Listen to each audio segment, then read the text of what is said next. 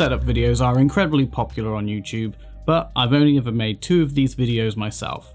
That is because I find it hard to justify making a video on this topic, as I only make minor adjustments when things do eventually change. Well, today that changes. I have recently made significant upgrades to my setup, so let me run you through them. Firstly, the actual desk has not changed since my last video. This main platform is the IKEA Carlby walnut kitchen countertop. It measures 184 centimeters and is held up by 2 white IKEA Atlas legs and a white Alex drawer unit. I do try to keep my drawers as organized as possible, but I'll be honest with you, it does get very messy from time to time. I use these drawer dividers to store hard drives, separate different types of gear for different tasks, and of course, store important documents and cables. My main device that I spend a lot of time working at is the 16-inch M1 Max MacBook Pro. It has 32GB of RAM, a 1TB hard drive, and I opted for this configuration as it was the best pre-configured option that was affordable at the time without the hassle of going for a custom build with a several week wait time. It is honestly the most impressed I've been with any machine in recent times, and it plows through any workload I give it. The fans have turned on twice in 4 months, and that was during a render of a 10-minute video with lots of effects and different camera types at a high bitrate. It really is incredible. This MacBook Pro sits in a 12 South arc stand. If you are going to purchase one of these, make sure it comes with the right insert, or you may need to buy additional inserts for the latest MacBook Pros like I did. My next upgrade is the LG UltraGear 27 GP95R.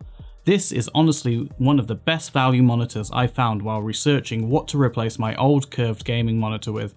It features a 4K HDR resolution and 144Hz refresh rate. It is perfect for gaming, and as it also supports 98% of the DCI-P3 color standard, it makes this a very capable and fantastic monitor for color grading and creative work. It is very refreshing to have a monitor that not only looks good, plays good, but also allows me to create content without worrying about whether it will look completely different on a different screen. This monitor is mounted on possibly one of the cheapest monitor arms I could find on Amazon. I removed one of the extension arms to bring the arm closer to the center of the monitor, as I did not like the post sticking out of the side. And on top of this new monitor, I have the trusty BenQ screen bar, which I've used for several years. It really does improve the workspace and illuminates the desk, and also causes less eye strain when using the monitor for a long period of time. It really is a niche product, but I do believe it helps with the ergonomics of the setup. Under my monitor, I have the TG Mastery desk shelf.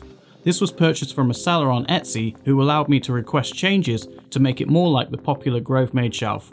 This meant I got the right size, look and price for much less than the more popular option. Underneath the shelf is the OWC Thunderbolt 4 dock.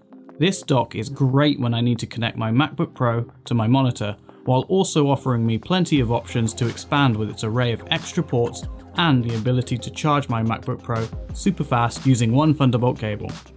It is a jack of all trades, but I wish the host port was rear facing, as the cable takes away any chance of displaying this due to the messy cable layout. I counter this terrible port placement by hiding it under the desk shelf. To the right of my screen is the M1 12.9-inch 1TB iPad Pro on a Banks Infinity Pro stand.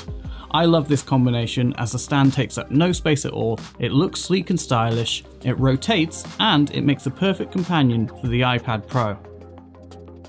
The M1 iPad Pro is still vastly overpowered for the software on offer, but I do love using universal control and sidecar, so multitasking across the iPad and MacBook Pro is easy.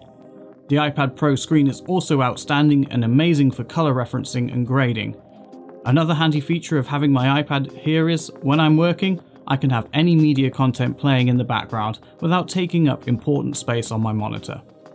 When it comes to gaming, I have an Intel powered gaming PC, which I only have because I cannot play my favourite games on the Mac. It's not the most up-to-date PC with its 6700K processor, but I did recently pick up a second-hand RTX 3090 for an absolute steal, so it can play certain games like Cyberpunk 2077 with ray tracing at 4K.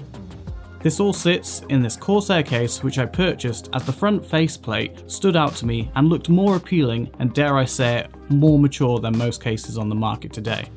Accessory wise, I seem to test a few keyboards on this channel, and right now I'm using the Epomaker EK68. I love the look of it, it's small, sleek, and also features this handy volume wheel which I use far more than I thought I would. Considering it is a plastic keyboard, it is absolutely rigid and it's a pleasure to type on. The keys feel solid and sturdy, and I'm impressed with how they have created a fake diffusion look with the gasket. It really is a fantastic keyboard for what I would consider a budget mechanical keyboard. At under $100, this feels better than most premium $200 keyboards I've used in the past.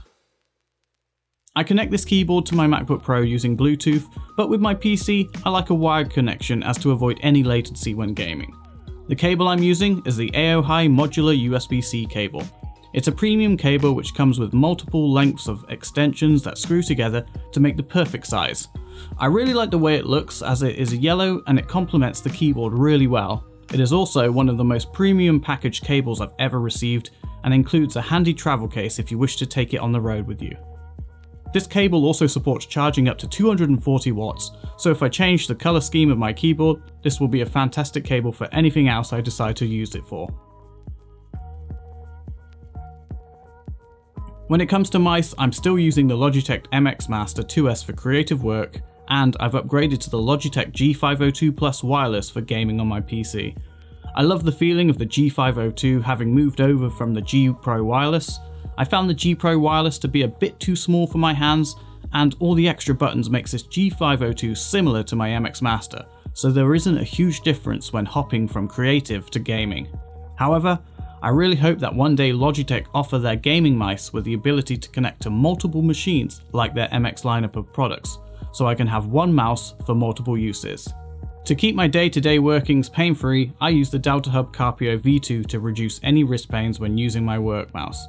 It slides across my SteelSeries mousepad with ease and really does make a huge difference when you're sat working all day. The headphones I use with the PC are the Audio-Technica N50Xs. I've been using these for so long that the leather is starting to peel off and the ear cups, which I will say are my second set, are starting to fall apart. I've never felt the need to replace these as when I'm gaming they sound great and they're also great for doing audio editing. Behind the desk I have a LifeX RGB strip which has one or two LEDs that play up from time to time, but I absolutely love that I can have multiple colours across one strip that I can animate. It's so much better compared to many of the cheaper alternatives, and it also supports HomeKit, which allows me to use it with all my Apple devices and my home automations.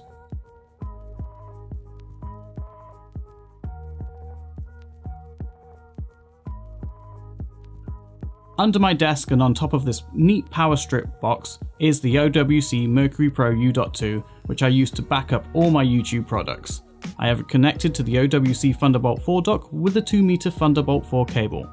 This cable was far too expensive, but if I want the full speeds of Thunderbolt while tucked out of sight, I need to buy a longer cable, which being Thunderbolt 4 does come at a hefty cost. And every setup needs a good chair, and I have the Herman Miller Aeron.